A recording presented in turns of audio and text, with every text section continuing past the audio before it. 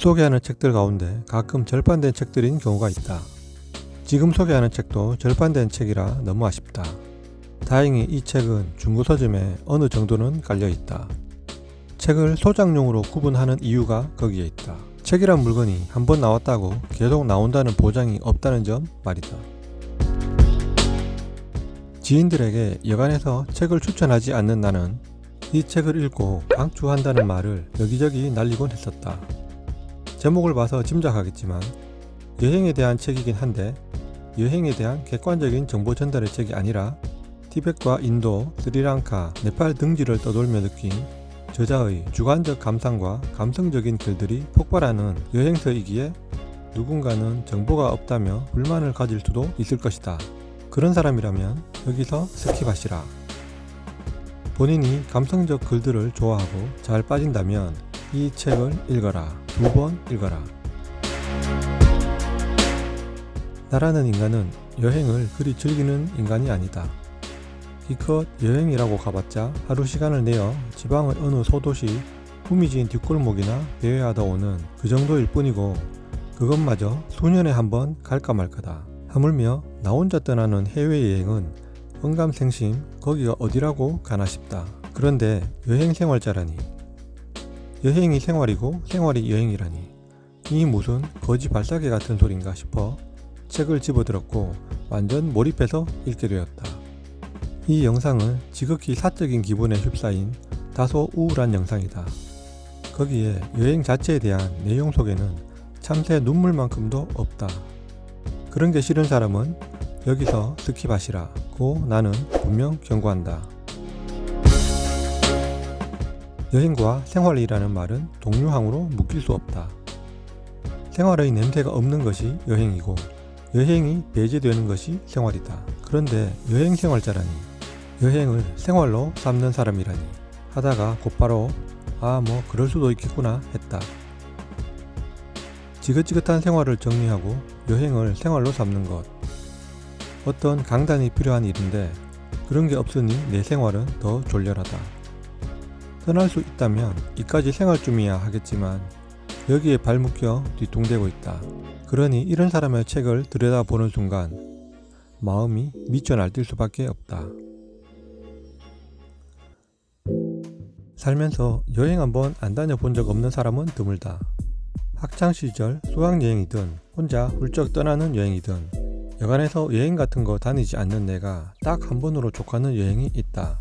사막으로 들어가기만 하는 여행이다. 그리고 나오지 않는 여행. 생활에 찌든 자들은 산정으로 올라야 하고 죽음에 찌든 자들은 마을로 내려와야 한다. 그리고 분명 그 길은 넓게 열려 있어야 한다. 그 길을 막아두고 자동 펌프처럼 생활의 의욕만을 자꾸 밀어붙이는 사회는 참으로 무서운 사회일 것이다. 그대가 생활에 붙박혀 있다면 마음속에서나마 저만의 산정 하나쯤 마련해 두길 바란다.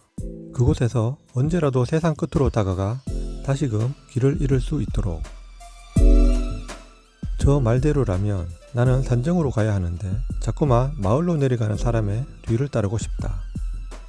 생활의 의욕을 의무적으로 가져야 하는 여기에서 나는 자꾸만 산정이나 사막을 부질없이 상상한다. 잠시 반짝이고 사라지는 것을 쫓아 일생을 사는 일은 그리하여 삶의 대부분을 배반하는 위험한 짓은 아닐런지. 황폐화된 삶 위에서 이제는 사라진 그 반짝이던 것들에 대한 기억을 붙잡고 버티기란 여간 힘겨운 게 아니다. 누군가는 변절하고 또 누군가는 포기하고 다른 누군가는 망각한다. 그렇다 하더라도 반짝이던 그것을 보던 찰나 참 행복했노라고 한 줄 적을 수 있다면 그것으로 됐다. 진창이 된 인생에서 허부적거리는 것이 오늘과 내일 그리고 끝까지 일지라도 나는 됐다. 서글퍼지지만 뭔가 한번 하나에 눈 떠봤으니 그것으로 남은 시간을 달랜다.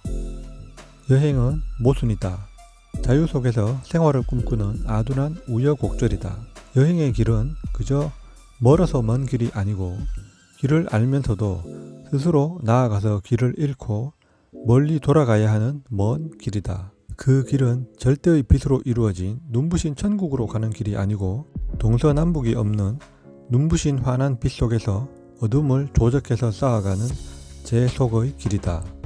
여행은 드러냄이 아니고 숨깁니다.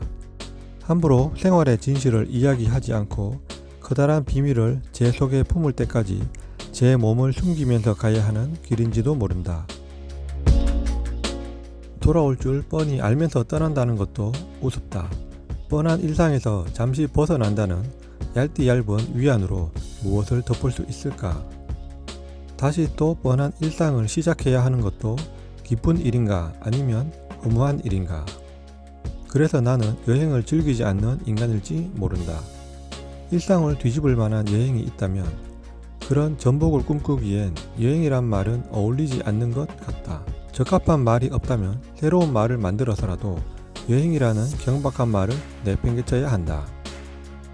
꽃들은 자신을 가득 피워서 결국 스스로를 소멸시킨다. 여행에서 돌아오지 않고 자신을 소멸시킨 자들이 있다. 주변 정리를 말끔히 하고 편도 티켓만 끊고 가까운 지인에게 예약 문자나 메일을 날려 그동안의 소회와 안녕을 말하는 사람, 나쁘지 않다. 주변 정리와 청소가 귀찮아 그렇게 떠나지 못하는 사람이 어딘가에서 그렇게 떠난 사람들을 부러워만 하고 있을 것이다. 나는 왜 떠나는 자가 되었을까? 그리고 이제 와서 내 입으로 할 수 있는 몇 마디 말은 상처란 치유되지 않는다는 것이다. 다만 나의 자리를 상처에서 비켜 다시 마련하는 일. 이 말을 의심하지 마라. 그 속에 혹은 그 밖에서 치열함을 묻지도. 상처는 아물겠지만 치유된 건 아니다. 속에서 보이지 않는 곳에서 상처는 그대로 열려있다. 부지불식간에 쓰리고 피가 터진다. 다만 내색하지 않을 뿐이다. 그런 마음을 가진 얼굴로 웃는 웃음은 증오와 같고 웃게 시키는 사람은 야비하다. 그렇다면 떠나야 한다. 징그러운 생활 따위 시궁창에 처박아 버리고 화가 나면서 서글프다. 이 책은 여행서이지만 여행서는 아니다. 곳곳에서 폭죽처럼 터지는 저자의 감상들을 따라 가노라면 먹먹한 가슴이 된다. 저자를 이렇듯 고지와 오지 그리고 분쟁 지역도 불사하며 떠돌게 한 그것은 무엇이었을까? 독자들의 그런 궁금증은 나몰라라 하며 저자는 자신의 감정에 충실하다. 죽음 따위 애초에 작정했을지 모른다. 하지만 나 같은 어중이는 각오를 한다 해도 못 떠날 것이다. 생활에 무기력하게 붙들려 사는 사람이 이렇게 생활 따위에서 한켠 비켜나 있는 사람의 이야기책을 보면 잠시 용기백배한다. 생활을 무찌를 수 있을 것 같고 그까짓 거 꺼져버려 하고 내심 큰 소리도 쳐본다. 당장 생활을 등지고 여행자가 되지는 않겠지만 생활을 기만하며 살 궁리를 가능케 한다. 세상에서 가장 쓸쓸한 여행이라는 부채처럼 쓸쓸하게 여기저기를 떠돌며 휘황찬란한 대도시나 우르르 몰려다니는 것이 아닌 죽음의 냄새를 킁킁거리며 쫓는 사람의 여행기. 참 여행은 혼자 가는 것이다. 아무도 대신해 줄 수 없는 게 각자의 인생이듯이. 내가 당신에게 손을 건네 타클라마칸으로 가자 한다면 당신은 갈 수 있을까? 있다고 하는 사람의 뺨을 후려갈기겠다. 그건 거짓말이다. 거짓이 아니라고 해도 스스로의 결정이 아닌 것이다. 갈 수 있다면 스스로 걸어 들어가라. 컴컴한 사막으로 아무 동행 없이. 두근거리고 조마조마한 심정으로 책장을 넘겼다. 먼저 대여한 누군가의 밑줄을 눈여겨보기도 했다. 근래에 읽은 읽을거리 가운데 가장 흥분케 한 책이다. 이렇게 쓸쓸하고 먹먹한 것에 흥분하는 나는 무엇인가? 그것이 더 우울하다. 나뭇가지가 흔들리는 건 바람 때문이 아니라 너의 마음이 흔들리는 거라던 고성의 일화가 아니라도 강가를 가득 채운 바람보다 더 바람만 가득한 마음을 이 한 권의 책으로 헛헛하게 위무한다. 뒷표지에 있는 저자의 당부 아닌 당부의 글로 마무리한다. 세상에는 차를 한 대도 팔지 못하는 자동차 외판원이 있고 시를 쓰지 않는 시인이 있으며 여행하지 않는 여행자가 있다. 다른 건 몰라도 여행하지 않는 여행자는 있다. 사랑을 잃은 자는 사랑의 흔적으로 살고 여행이 막힌 자는 여행의 그늘 아래 살아가니 여지 길 위에 있는 사람들아 너무 외롭거나 아프지 마라. 대상 끝에 걸쳐 눈이 눈물처럼 빛나는 그대의 여행은 언젠가 끝이 날 것이다. 사라지지 말고 이 말을 가슴에 새겨다오. 오래오래 당신은 여행 생활자다.